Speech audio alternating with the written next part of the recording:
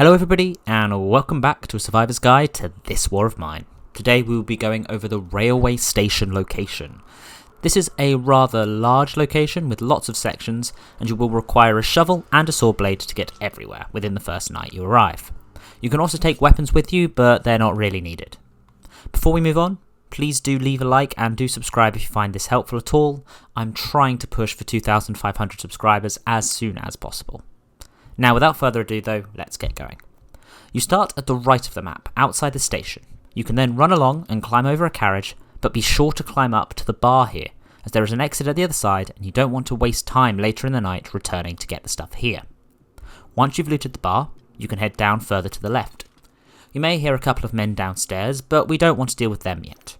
There is also a building section to the left with some goodies in it, but the first thing I like to do is to head down into the subway, gather some of the resources here, and then clear the way to the exit. Do note that this carriage is full to bursting of useful supplies, so this is a really good scavenging location to actually get at. The exit that I did mention is to the left of the subway car behind the pile of rubble that you don't really want to be stuck behind at the end of the night while trying to get home. Once this is cleared, I normally head back upstairs to see the building that we saw earlier. This is where you need the saw blade, as this will help you get to the higher floors, which are more full of the goodies really.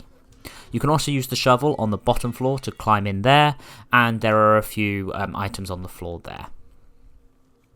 It is worth noting how many parts are available at this location, as well as the broken items in the top of this building. It may be worth grabbing a broken guitar from here and also some broken guns. The final thing of interest in this location is the two men I mentioned earlier.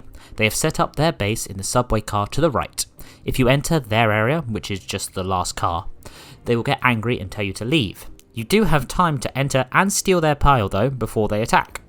This is why I said weapons are not really necessary. If you do bring a weapon and then point it at them, they do cower in fear rather than fighting, so there's really no benefit to taking them out. And so, that is the railway station. Pretty nice and a fruitful location if you're quick enough to get around it in time. See you next week, where we will be going over the ruined toy store. See you then.